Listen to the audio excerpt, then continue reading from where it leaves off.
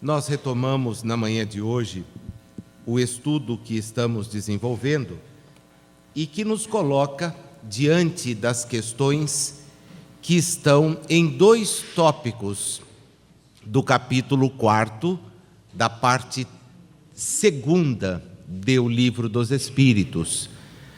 Os tópicos que deveremos percorrer na manhã de hoje englobam as questões de número 197 até a questão de número 202.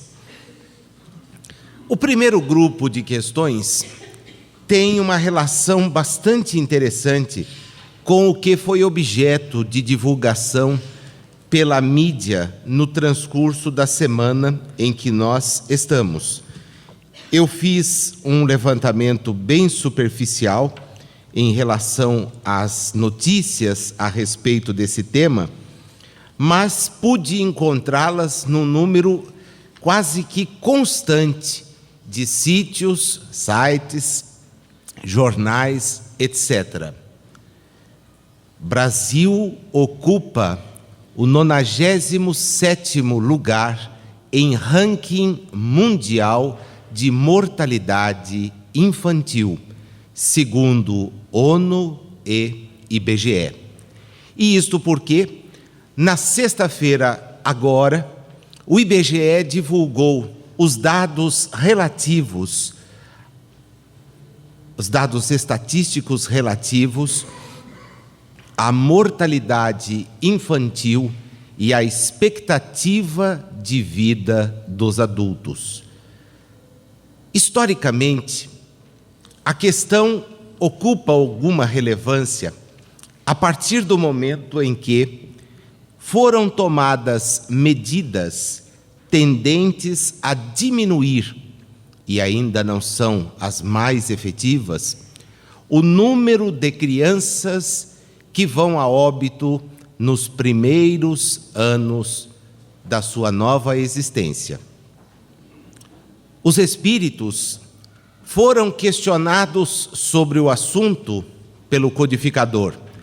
E se nós formos aos registros históricos, encontraremos informações que assustam.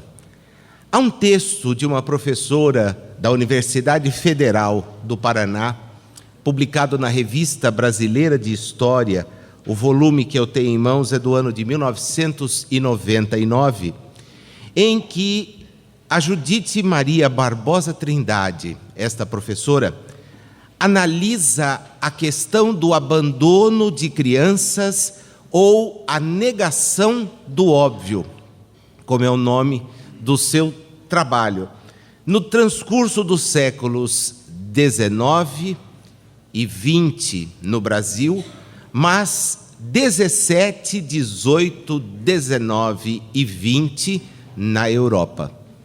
Para nos informar, através desta pesquisa, que as crianças, até onde os dados permitem uma análise relativamente séria e aprofundada, quando existem, eram como que descartadas pelas famílias nas quais nasciam. Muitas vezes, fruto de relações que não poderiam aparecer em razão dos preconceitos religiosos. Outras vezes, por não despertarem interesse do ponto de vista econômico, já que todos nós sabemos, a criança, num planeta como o nosso, demandará cuidados intensos e extensos até que possa contribuir de alguma forma para o contexto da sua família.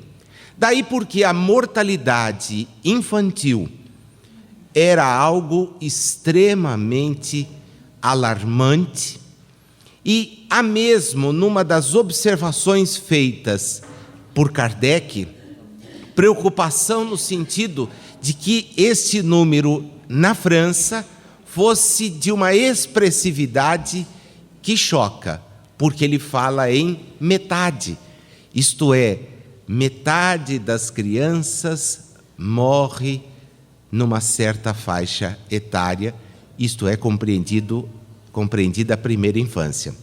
Os números brasileiros atuais, dados com efusividade por alguns órgãos, dependendo da sua ligação, maior ou menor, com interesses de natureza política, mostram que para cada 1.000 nascidos no Brasil vivos, 16,7 morrem.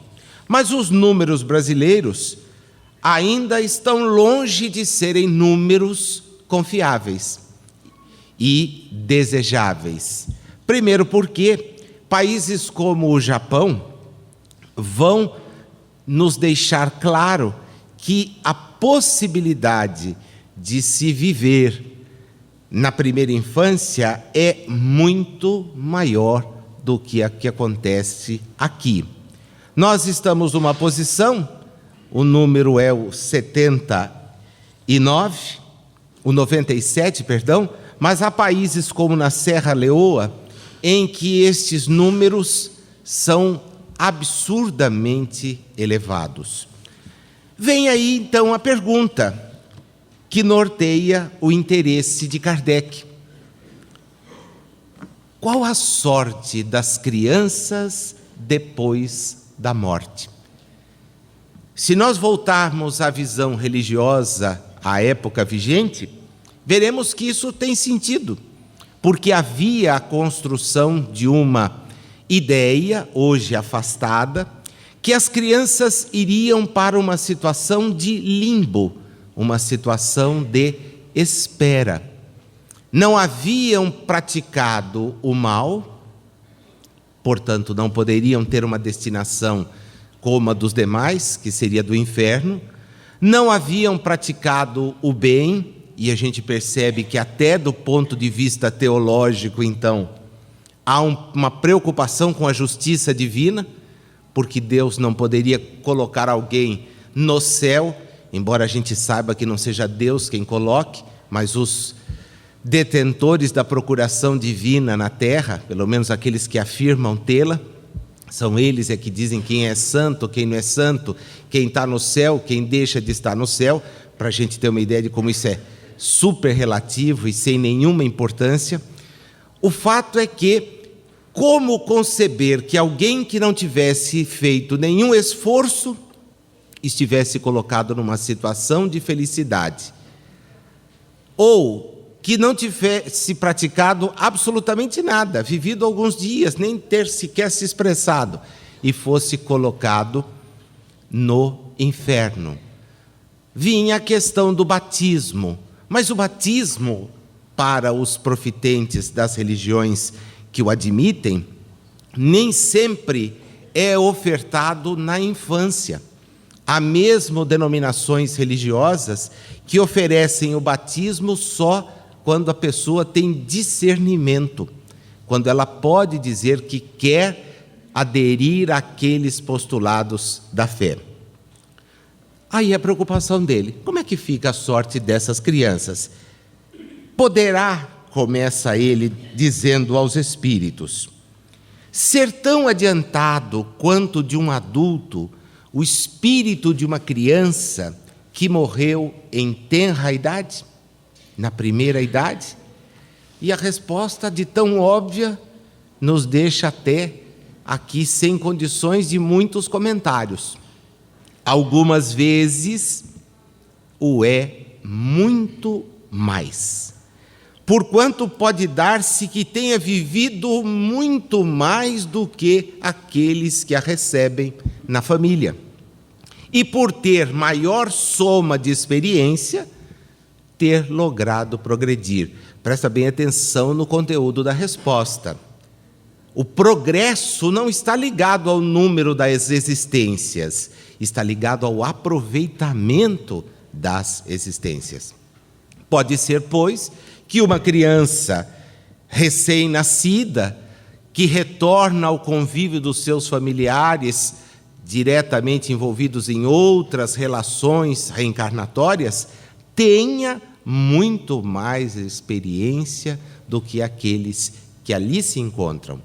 e pode ser que seja também detentora de conhecimentos que não serão alcançados por aqueles que com ele convivem. Vamos lá? À mãe e ao pai de Albert Einstein. Qual o conhecimento daquele casal acerca das leis físicas? Comparativamente ao que o menino exteriorizava desde pequeno, curiosamente, ele não era bom aluno nas disciplinas que exigiam atividades que não fossem matemáticas.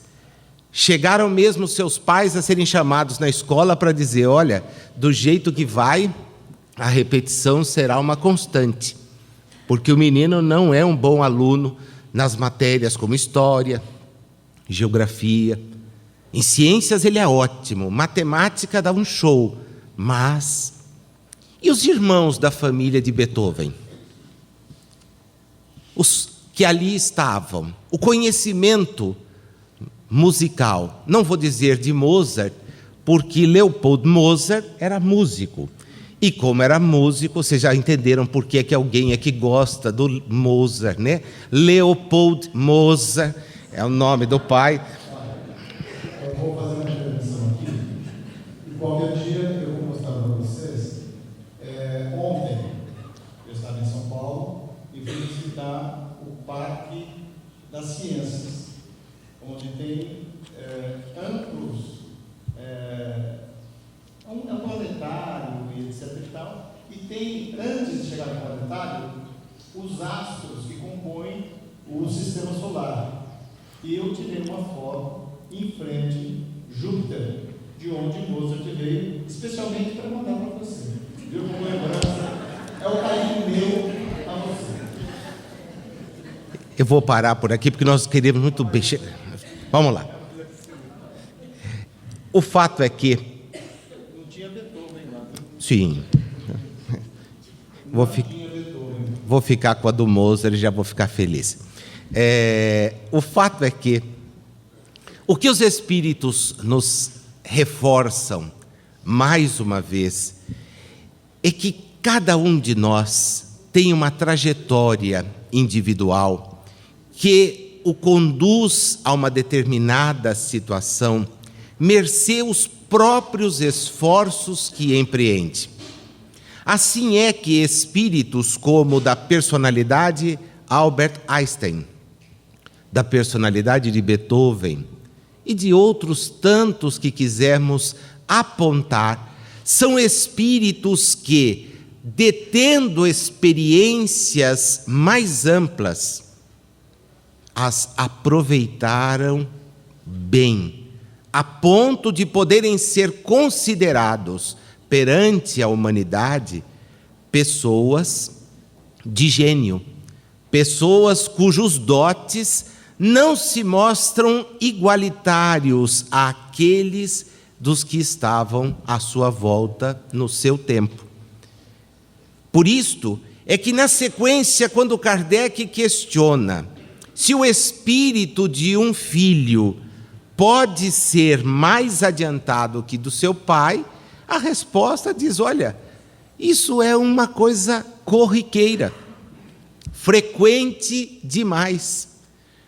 Os pais já deveriam ter atentado para isto, dizem os espíritos, porque a cada nova oportunidade, aquele que chega traz consigo a somatória das experiências que fez. E numa ligação extremamente feliz, nós podemos ir ao próprio Livro dos Espíritos, na questão de número 379, quando os espíritos questionados se uma criança pode ser tão desenvolvida como um adulto, o espírito, eles dizem: olha, é muito mais até. O que ela tem é a limitação temporária que a reencarnação no mundo como a Terra impõe. A limitação das expressões, do conhecimento, que vai aos poucos ser cada vez mais atenuada. vai ser aos poucos cada vez mais diminuída. Porque trazem os espíritos, e nós já comentamos aqui, esses conhecimentos que talvez para nós hoje estejam parecendo ser conhecimentos importantíssimos, mas que já estão presentes na realidade espiritual. As teclas, o manuseio de equipamentos eletrônicos, e a gente sempre brinca aqui, tem muito avô que recebe um presente do filho e liga para o neto quando tem que ligar, quando tem que fazer acionar aquele equipamento. A avó gostaria de assistir o DVD. Como é que é mesmo, filho? A senhora está sentada aí na frente, vó? Tô. Está vendo um botãozinho de cortar? Tô. Então, vó, aperta. Ligou? Ah, ligou. Ótimo. Então, espera um pouquinho, vó. E com o celular? Nossa, é uma doideira. Tem um amigo que diz assim, quem conhece o meu celular para valer é meu neto, né? Inclusive diz, vô, o senhor está fazendo chamada errada, apertou o botão errado. Dizer, é a capacidade que decorre da vivência em realidades que não são mais atrasadas do que a nossa. Há regiões da espiritualidade que efetivamente são regiões difíceis. Todavia, nós devemos ter a mais absoluta certeza que a Terra, na situação em que estamos aqui, material, encarnada, ela reproduz palidamente o que ocorre na realidade espiritual. O avanço está na realidade espiritual. E espíritos interessados no progresso da humanidade para cá migram e desenvolvem conhecimentos, aplicações que nós estamos vendo facilitarem a nossa vida e contribuírem, inclusive, para a melhoria das condições de vida. As crianças que morriam aos magotes no século XIX e nos precedentes não dispunham de vacinação, não dispunham de acompanhamento pré-natal, não dispunham de acompanhamento da sua própria evolução nos primeiros anos de existência. O que é vergonhoso, lamentável, inconcebível é que no século XXI as crianças ainda morram porque os adultos fabricam armas. Isso é inconcebível. Isso é inconcebível. É dizer, uma sociedade que se diz avançada não podia permitir que crianças morressem como moscas. Não podia. Isto sim, quando alterado, vai representar a nossa maturidade espiritual. Enquanto isso não ocorrer, gente, nós podemos cantar o que quisermos, mas não estamos correspondendo. Há bilhões sem acesso aos bens que temos. Bilhões. Estima-se que 1 bilhão de pessoas não conheçam, não tenham acesso aos serviços básicos de tratamento de esgoto. Há uma campanha da ONU dirigida a 500 milhões de pessoas que não conhecem o que é um vaso sanitário. Dá para conceber isso? Agora, um mundo que gasta fortunas para produzir espionagem, gasta fortunas para construir coisas que não têm sentido e não cuida daquelas criaturas que retornam à existência, aí a conversa é complicada. Então, é necessário que a gente reflita, porque a responsabilidade por esta maneira de conduzir as coisas é dos homens que aqui estamos. E como registrava aquela pesquisadora no seu trabalho, ao qual me referi no início desta exposição, para determinadas visões de natureza governamental, cuidar das crianças não é interessante, porque não representam votos, garantia de certas situações e tudo mais. Daí porque em países de outros continentes e também nos nossos, os programas infantis ainda serem programas implementados com muita dificuldade. Para nós, isso pode parecer estranho, mas não é. Não é, porque é a realidade do mundo. E quem somos nós? Cidadãos do mundo. Aliás, esse é o maior benefício que a informática trouxe.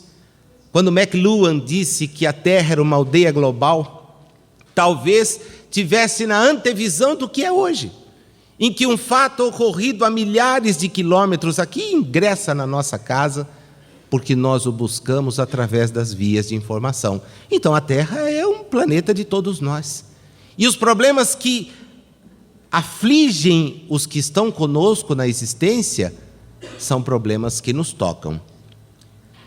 Na 198, Kardec então faz aquela pergunta de natureza moral, que era a dúvida, né?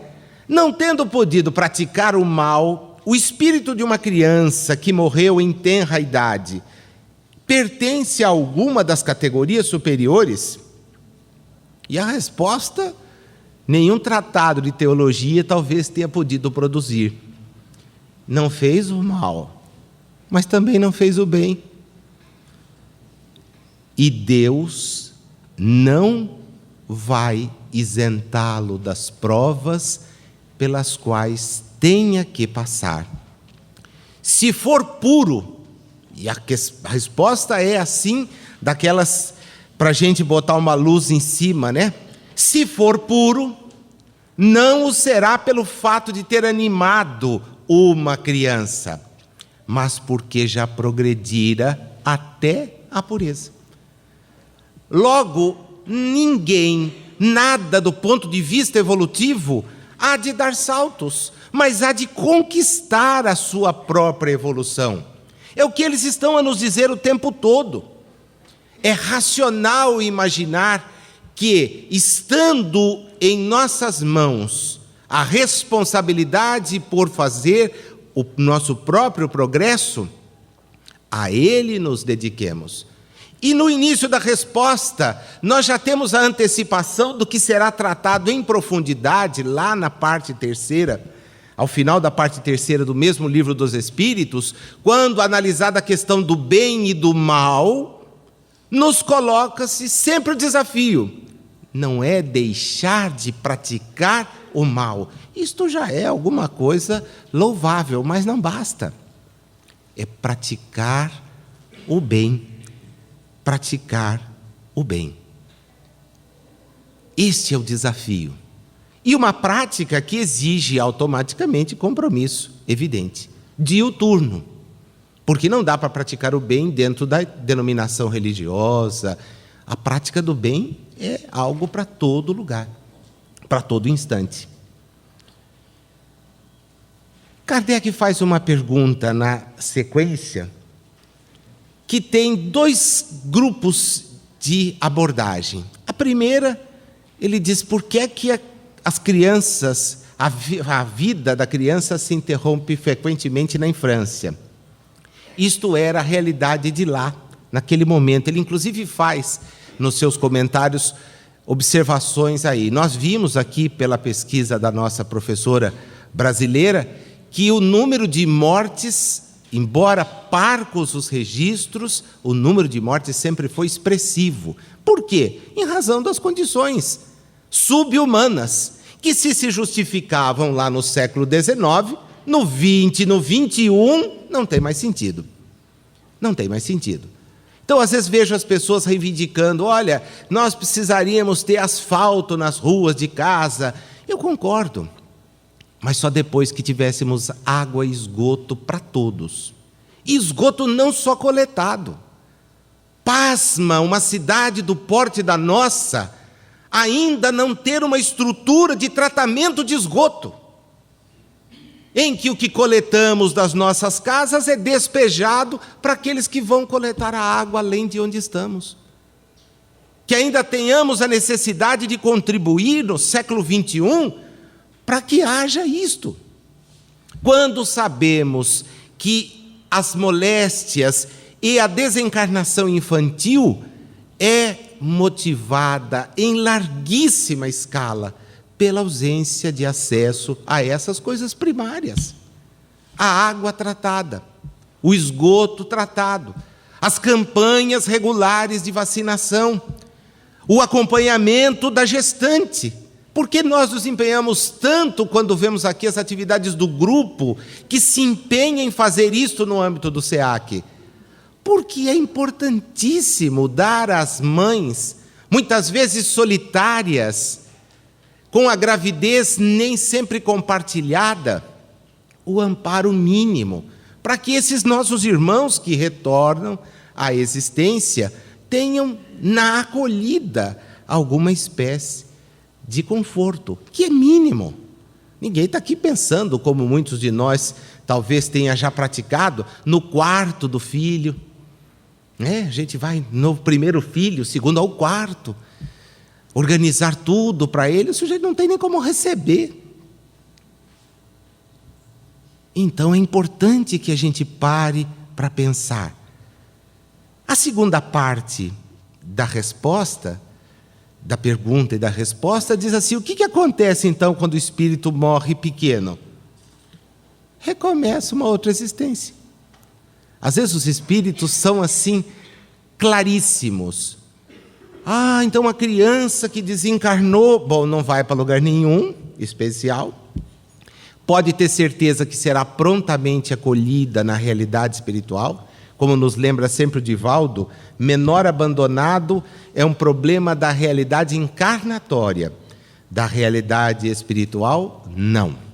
As obras de André Luiz, por mais de uma vez, mencionam a existência de grupos especializados em acolher, em acompanhar espíritos que estão em situação assim. Voltam à existência plena na tenra idade e são prontamente acolhidos, encaminhados, orientados, até porque nós estaremos, às vezes, diante de espíritos na infância, outras vezes não.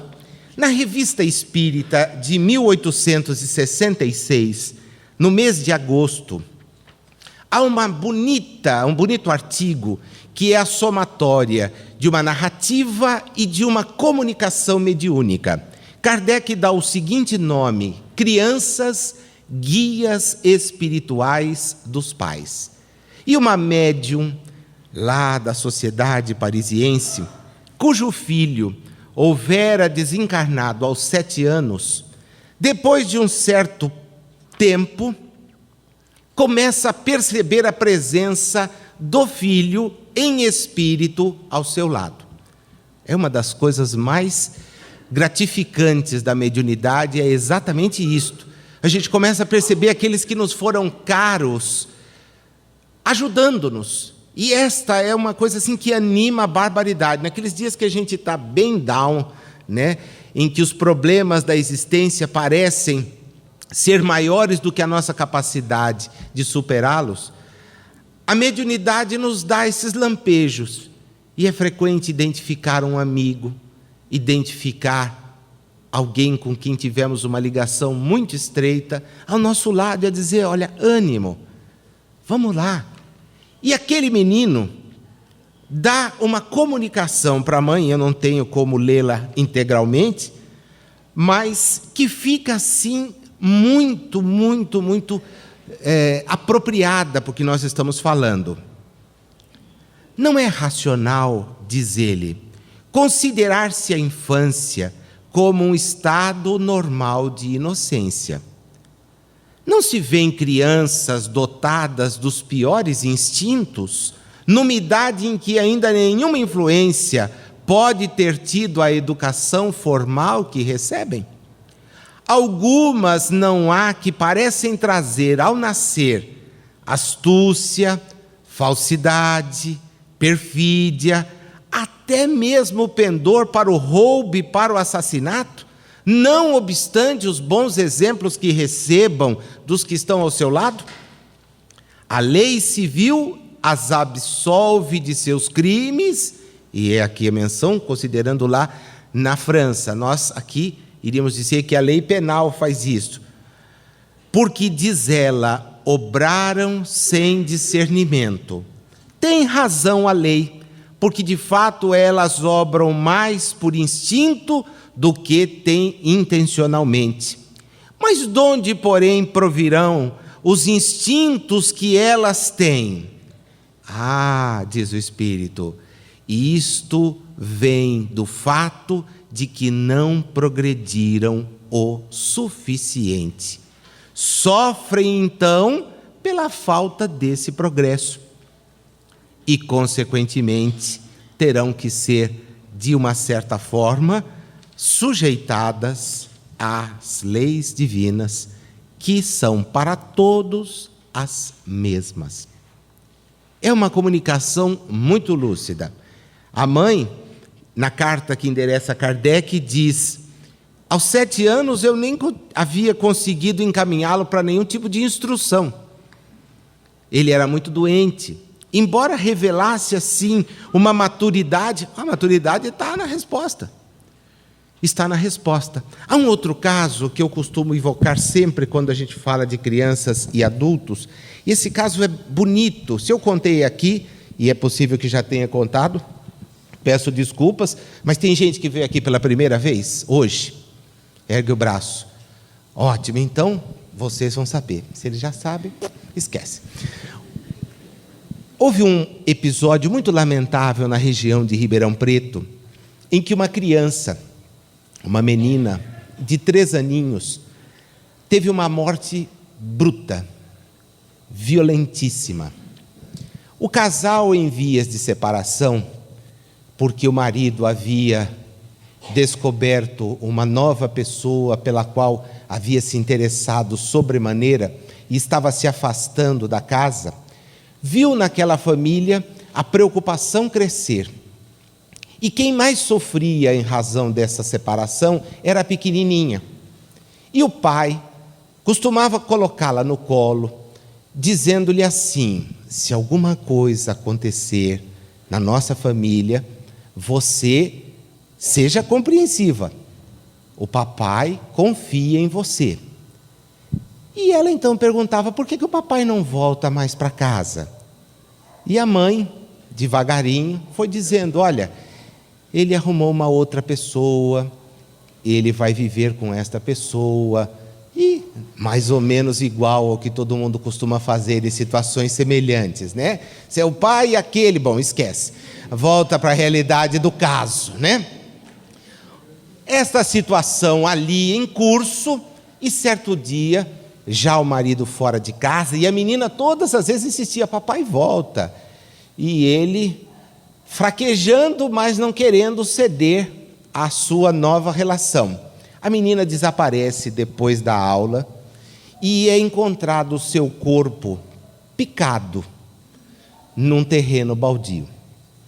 Aquilo chocou a polícia, aqueles que viviam na comunidade, e para surpresa de todos, o que mais chocou foi o fato de que quem havia praticado o crime era a nova namorada do pai. Porque ela revelou: estava perdendo a criança, a minha relação para aquela criança. E eu senti tanto ódio que eu fui lá, matei, piquei, e se tivesse que matar e picar, faria de novo. De tanta bronca. Bom, a família foi ao desespero, o pai, a primeira coisa que pensou foi ir lá matar a moça. O fato é que eles vão parar no Chico. E a menina dá uma mensagem lindíssima. Depois deu mais 2. Mas na primeira mensagem, ela diz assim: papai, lembra quando você me dizia que se alguma coisa nos acontecesse, eu não devia perder a paciência, não devia ficar nervosa?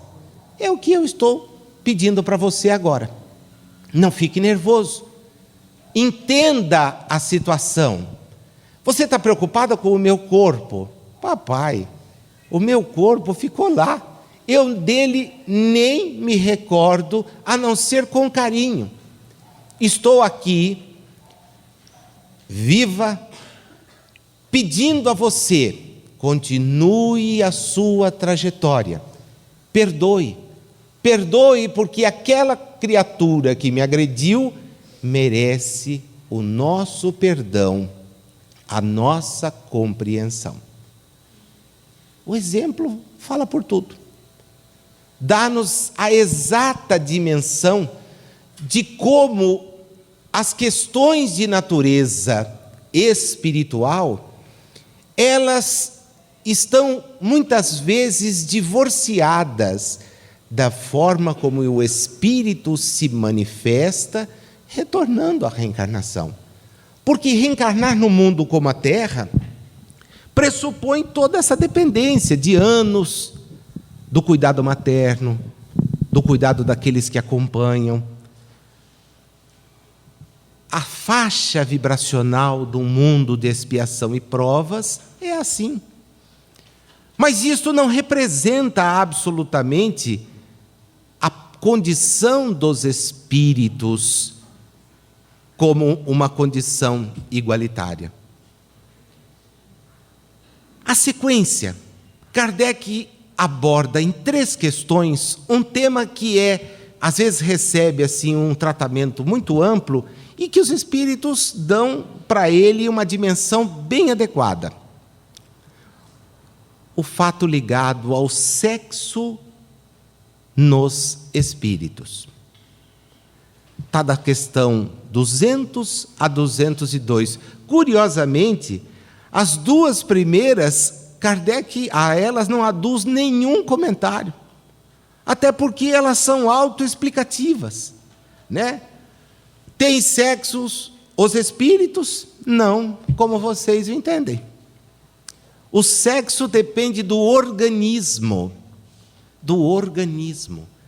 E o organismo perispiritual, mesmo num planeta como a Terra, não exige atividade sexual na realidade originária. Sexo, corpo gera corpo, mas espírito não gera espírito. De maneira que, dizem eles, na realidade espiritual há muito amor e simpatia, considerando a semelhança dos sentimentos. E se nós virmos lá as situações narradas, por exemplo, em Nosso Lar, quando André Luiz visita um casal e ouve notícias sobre a vida de Dona Laura e Ricardo, também eles um casal na realidade espiritual, irmanado por propósitos superiores, vamos entender aquilo que os espíritos nos querem transmitir. Nos querem dizer que esta expressão que traz a necessidade das relações, a necessidade da convivência, ela tem um objetivo na encarnação, que é o de permitir o regresso de novas entidades. Dar àqueles que as recebem uma responsabilidade, no sentido de acompanhá-las, encaminhá-las. Este é o sentido. As expressões do vulgarismo, da prática sexual descomprometida, etc., estão longe de ser recomendações provenientes dos espíritos que nos acompanham e orientam. Temos as nossas escolhas. A presença da sexualidade tem toda uma razão de ser. As energias e forças que ela mobiliza têm toda uma razão de ser, capazes de gerar equilíbrio quando utilizadas dentro de regras de bom senso, ou o desequilíbrio quando vão em sentido contrário. Mas não é uma preocupação de natureza espiritual. Ao avançar, Kardec diz, numa nova existência, eu posso animar então o corpo de uma mulher, tendo sido homem, ou o corpo de um homem, tendo sido uma mulher, e eu aqui já contei das pesquisas da Giulia Cerminara, aquela sexóloga italiana, que fazendo experiências de regressão, constata e registra isso, que as mulheres, quando têm reencarnações masculinas e delas se lembram nos processos de terapia, contam todos os detalhes. Nossa, agora eu sou um homem. E sou uma pessoa, criatura feliz. Posso sair? Vamos voltar no tempo, a gente entende isso. Em compensação, diz que os homens, quando se recordam de uma existência assim, pula. Né? Essa daí pula, dá para ir para outra, vai para outra. Né? E ela registra isso, diz, eu não sei porquê, a vida feminina é tão tranquila. Né? Uma vida assim, tão pacata. Né? Poucas atividades. É uma coisa complicadíssima. O fato é que estamos, invariavelmente, em corpos que guardam uma sintonia com aqueles nossos propósitos. Estamos na condição de homens, tendo o corpo masculino, porque talvez seja esta uma tendência experimentada pelos nossos espíritos. Estamos em corpos femininos, porque talvez esta seja uma tendência apresentada pelos nossos espíritos. Podemos inverter essa polaridade. E daí vem a doutrina espírita dar uma explicação racionalíssima para a questão da homossexualidade, abrindo os nossos horizontes e fazendo com que preconceitos, que já não têm mais razão de sobreviver diante do conhecimento espírita, não possam ser aceitos. As pessoas do mesmo sexo devem viver juntas, se assim entenderem, se isso representar para elas a construção do que os espíritos nos dizem. Semelhanças, simpatias, afinidades, aceitemos a todos como são. Podem adotar, mas é evidente que sim. Ou vai ser mais fácil defender que a criança morra sem ninguém ao lado? Que tenha um casal formado do mesmo sexo a ampará-la. Qual o problema nisso? Que questão mais travada. Sejamos abertos dentro da concepção espírita. São experiências na existência.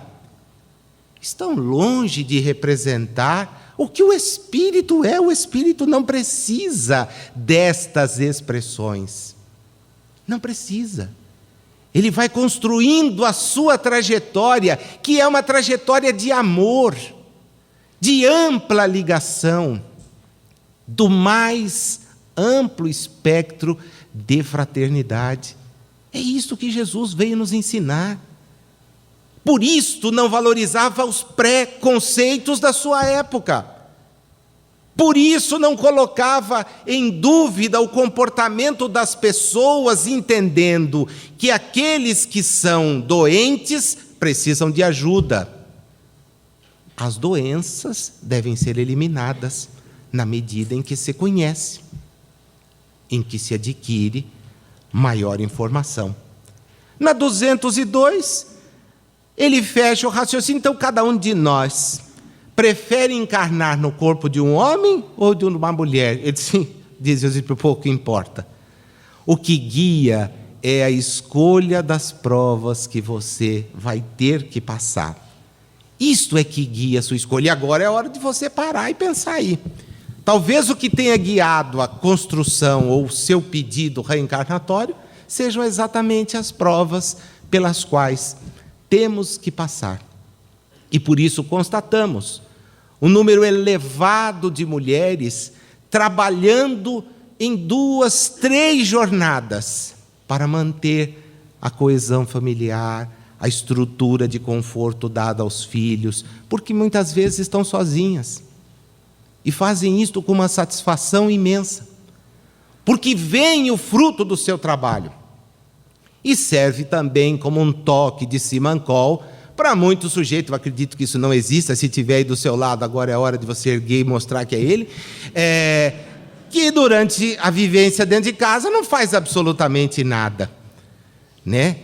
Lembro-me aqui da minha avó, que era uma mulher do século XIX com visão de século 32. Tinha uma escala de serviço, pouco importava o sexo. Homem, mulher, tem louça. E aí, quando chegavam às vezes as namoradas dos meus tios, coitadinho, tem aquela pia toda. Não, pode ser só metade se você for lá ajudar. E acabava a conversa rapidinho. Por quê? Porque não tinha isso. Lembro-me também quando uma vez fui encerar a casa pela primeira vez e não tinha a menor noção e não tinha ninguém, mas estava na escala Júnior, encerar a casa. Eu passei a mão, era aquela época da lata de cera em pasta. Eu gastei a lata na sala, né? E aí parei esperando, eu falei, quem sabe a hora que alguém chegar, não achei outra. Imagina a pobreza que era, ia ter 2 latas, não tinha mesmo. Mas era a sala e mais 2 quartos. Eu parei na sala. Quando chegou, minha avó disse, o que aconteceu aqui? Eu falei, olha, eu encerei. Como? Você empastou o chão? Eu falei, eu passei tudo que tinha. Você usou toda a lata aqui? Sim, senhora. Que absurdo. Pega o escovão. Aí pegou o escovão, né? Se fosse uma época de ECA, estava danada a coisa. Porque imagina que eu tinha lá os 8 anos e o escovão comeu solto por 1h30 até limpar. Eu não sabia que aquela sala era tão grande, me parecia tão pequena. Mas até limpar tudo, voltou ao normal. Disse assim, agora vamos esperar sua mãe chegar para conseguir nova cera e depois você aplica tudo, porque o que você fez no chão não tem condição. Mas aprendi que pouco importa a posição que estejamos, quer como homens, quer como mulheres, temos um compromisso recíproco de crescimento. As atividades momentâneas não nos diminuem, pelo contrário, elas somente nos demonstram que sem servir não há sentido. E progresso não é algo que debulhe como favor a quem quer que seja, mas é algo que buscamos numa ou noutra situação. Jesus e os bons espíritos nos protejam.